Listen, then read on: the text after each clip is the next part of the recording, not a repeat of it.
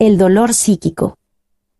Muchas veces cuando se oye hablar de psicoanálisis, más por desconocimiento de lo que en verdad es, por temor a enfrentar el dolor, y debido a ello, por las resistencias inconscientes que salen al paso, un sujeto se impide pensar en aquello que le duele para permitirse sanar esas heridas, pero con herramientas y recursos más creativos de los que hasta ahora se ha permitido hacer uso y que, paradójicamente, lo dejan en el mismo lugar, es decir, padeciendo una y otra vez de recorrer el mismo tramo que le depara sufrir. Este tipo de ideas que frenan la posibilidad de realizar un trabajo serio con las emociones, en particular las dolorosas, se ve reforzado por toda esa serie contrapuesta de ideas que, en el tiempo que nos toca vivir, solo promueven la proliferación de productos milagro que resuelven las cosas y la vida al instante, así, más impedimentos para emprender un proceso psicoanalítico, el cual no es lineal ascendente, esto debido al largo rodeo que es necesario dar para lograr acercar ese conocimiento de sí mismo al analizante que desconoce que le pertenece y, más aún, que si hay algo que no sabe, es que en el fondo siempre ha sabido lo que le provoca hoy en día su dolor.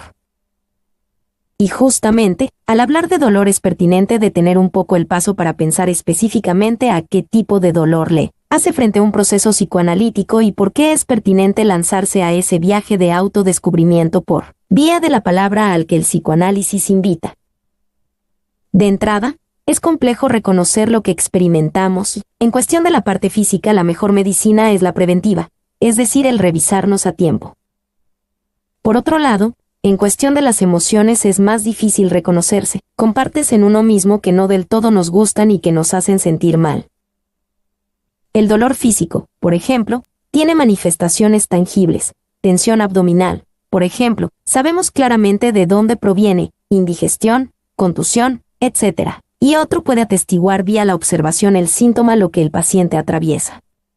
Así la medicina es la clínica de la mirada, donde el síntoma que el médico ve, observa, buscará erradicarlo y el paciente, en una posición pasiva, recibe la prescripción del galeno, la cual es directiva, es decir que se le dice qué hacer con el dolor.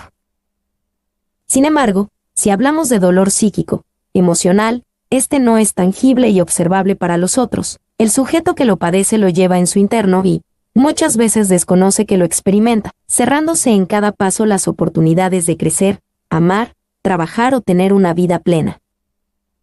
Es desde el psicoanálisis, donde parte de su lucha personal será el ponerle las palabras necesarias que permitan simbolizarlo para poder elaborarlo y crear, como se mencionó antes, una alternativa más sana para enfrentarlo.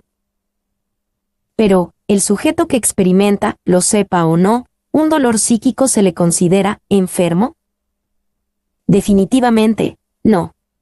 El dolor psíquico es parte de la vida de todos y cada uno de nosotros, del mundo que nos bombardea desde que nacemos con una infinidad de estímulos que provocan un efecto, tanto en la mente como en el cuerpo.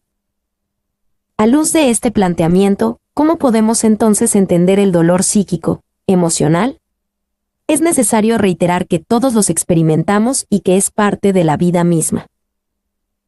Lo importante es poderlo reconocer a tiempo para poder hacer algo para frenar la repetición que nos atrapa y que, sin darnos cuenta, nos lleva a repetir, detalles más o menos, la misma situación traumática. Así, nos referimos a eventos que, por su cualidad excesiva y repetitiva o por la tolerancia que un sujeto pueda tener a ellos, le llevan a desarrollar síntomas, que son las formas equívocas de enfrentar esas situaciones cuando no podemos digerirlas a tiempo y que le deparan, por consiguiente, dolor psíquico. Posiblemente, las que con más frecuencia, pero no las únicas que en la clínica encontramos son las que se encuentran en la esfera depresiva y en la esfera angustiosa. Sin embargo, la forma en que cada analizante experimente y haga frente a su contexto dependerá enteramente de su subjetividad, lo que para el psicoanálisis es considerar el caso por caso. Por mencionar con el objetivo de ilustrar más de cerca lo que es el dolor psíquico, citaremos algunos ejemplos. La frustración, de no lograr hacer lo que se quiere, de no alcanzar una meta, de tener que hacer algo que nos desagrada, etc. El fracaso. Las rupturas y los duelos. Al exceso de algún tipo de vivencia. La angustia no específica sobre qué algo malo puede suceder. Las pocas ganas de hacer las actividades cotidianas. La falta de placer en la vida diaria. las alteraciones del sueño, insomnio, por ejemplo. La pérdida de sentido de la vida. El alejarse de los vínculos cercanos, padres, pareja, hijos. La baja autoestima. El permitir las conductas abusivas de otro, S. El ser demasiado exigente, perfeccionista. Las pérdidas que van desde la muerte de un ser querido, hasta las de las ilusiones o ideales de vida. Estas pueden ser concretas o subjetivas. Los padecimientos psicosomáticos. El estrés.